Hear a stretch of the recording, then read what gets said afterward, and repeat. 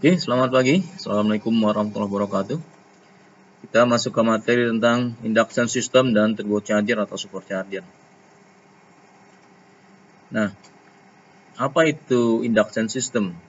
Induksi.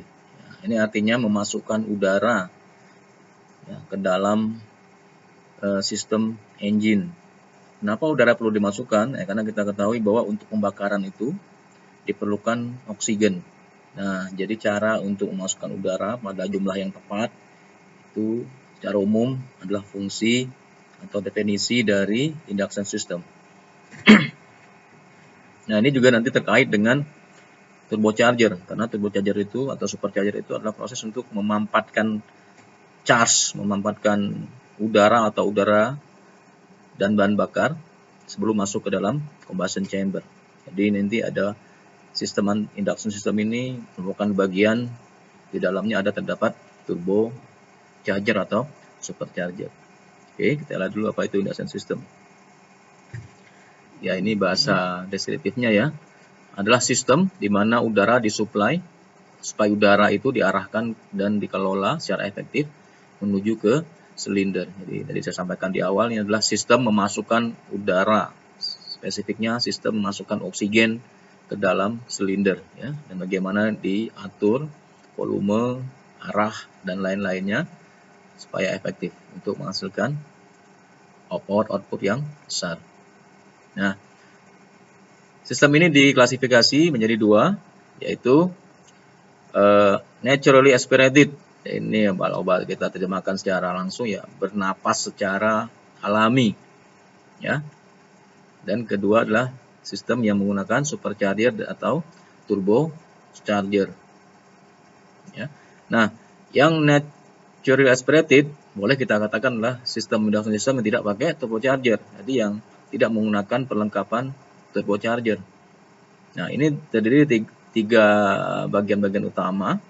Yang pertama air scoop and ducting, kemudian yang kedua adalah karburator, dan yang ketiga adalah intake manifold dan sistem. Ya. Nah, fungsi dari air scoop dan ducting itu menerima dan mengarahkan rem air dari propeller slipstream. Berarti ini posisinya di depan, berada di belakangnya propeller. Ya.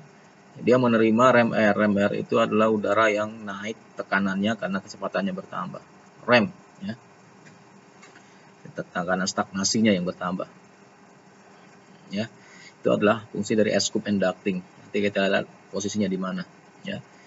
Nah, bagian-bagian kecilnya ada air scoop, kemudian ada air filter, dan ada alternate air valve. Ya, air scoop ada di bawah propeller atau di atas atau di samping kiri kanan, terserah bagaimana tipe dari engine dan pesawatnya ya. Kemudian air filter ini fungsinya menyaring udara yang masuk ya. Kemudian alternate air valve ini mengarahkan pada saat kondisi-kondisi tertentu di mana kita memerlukan sumber alternatif dari udara yang masuk ke dalam engine ya.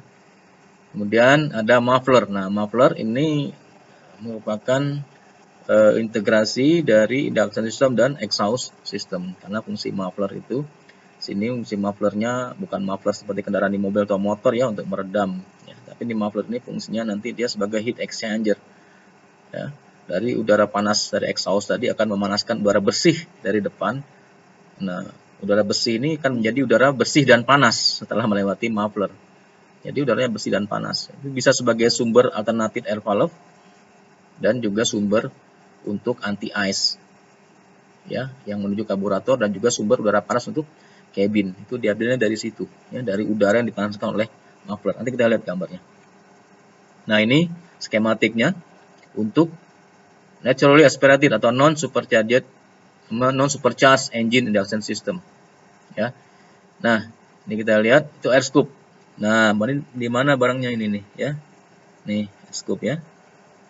Kemudian kalau kita buka lagi, dalamnya ada seperti ini. Ya, dia ducting. Ya, kemudian ini air filter. Dia sponge tipenya ya, busa. Dan ini biasanya diganti ya, disposable atau bahasa kitanya buangable. Dibuang, diganti. Kalau di sini sistem perawatannya meminta atau mensyaratkan yang diganti tiap 50 jam. inspeksi, ini kita ambil, kita buang, kita ganti yang baru. Ya. Sebenarnya sangat tergantung dari kondisi pengoperasian. Kalau tempat kita itu berdebu, kotor, ya harus sering-sering kita ganti. Ya, mungkin maintenance sistemnya kita ganti, kita rubah menjadi lebih prematur, lebih cepat. Ya. Tapi kalau kita beroperasi pada udara yang bersih, ya mungkin tetaplah standar di 50 jam kita ganti ya. Kemudian alternate air valve. Nah ini digunakan kalau kita membutuhkan sumber-sumber udara lain ya. Kalau ini ngeblok misalnya ya, saja ngeblok ya, ada es atau apa ya, motor ini tetap engine kan perlu oksigen, perlu udara, maka ini perlu digerakkan sehingga ada udara yang masuk ke sini. Berarti kalau udara masuk di sini tanpa lewat filter, berarti udaranya unfiltered, tidak tersaring. Ya, harus kita lakukan karena engine perlu udara ya, dengan jalur-jalur alternatif. Ya, kemudian ada muffler. Ya. Nah, ini muffler tadi yang saya jelaskan. Ini dari exhaust duct, nah, engine-nya 4 silinder. Nah, ini muffler. Nah, exhaust ini terkumpul di muffler, dia keluar. Jadi satu exhaust. Ya. Nah, di sini ada muffler tabung ini. Nah, nanti sini ada udara yang bersih dimasukkan ke sini. Nanti ada outletnya yang menuju untuk customize-nya untuk apa. Nanti udara yang masuknya nanti udara yang panas tapi segar, fresh air tapi hot ya. Digunakan untuk macam-macam tadi sampaikan, untuk cabin, untuk anti esnya karburator ya, untuk juga alternate. Itu ya. Itu adalah non supercharged engine induction system parts-nya. Ya, ada air scoop, air filter, air valve dan air heat muff atau muffler. Ini mungkin lebih berwarna ya. Jadi kita lihat di sini. Nah, mana dia? Ini air filter nih di sini. Ya. Fungsinya menghilangkan debu dan kotoran-kotoran, partikel kotoran. Ya, normalnya diganti pada schedule ya, atau interval basis waktu tertentu ya. Tadi saya katakan 50 jam kalau di sini ya. Jadi kita harus standby dengan air filter. Kemudian air scoop. Nah, ini air scoop. Merubah rem air menjadi pressure. Nah, ini secara teoritis dan juga dari eksperimen menunjukkan bahwa rancangan dari air scoop yang bagus itu bisa menambah output horsepower menjadi lebih besar 5% ya, 5%. Kemudian sini ada alternate air valve. In case of ini ngeblok ya. Dan juga untuk anti es bisa saja. Ya, ini dibuka, ini ditarik ya, sehingga yang di sini nutup, yang ini kebuka. Nah, ini masuk. Bisa mencarikan es yang ada di sini. Kok bisa cair? Berarti ini panas. Dari mana panasnya? Dari surrounding air, dari silinder ini kan, nih silinder nih. Lewat sini. Berarti dia nggak lewat filter, berarti tidak disaring. Ya. Tapi panas dan fresh, bersih dia, cuman dia panas. Oke. Kemudian ada beberapa engine dia diperlengkapi dengan CAT. Karburator air temperatur sensor di temperatur bulb ini. Untuk apa? Untuk menyensor temperatur atau suhu di karburator. Untuk apa? Ya, untuk menyensor adanya es. Kalau temperaturnya 0 ya dan udaranya lembab, terbang pada udara lembab, kemungkinan terjadinya es. Maka pilot akan menggerakkan anti es. Apa itu? Karburator heater. Salah satunya adalah pakai ini. Ini dibuka. Nah, esnya akan mencair dan menguap masuk dalam silinder. Oke.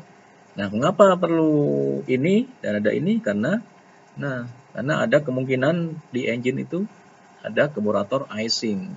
Ya.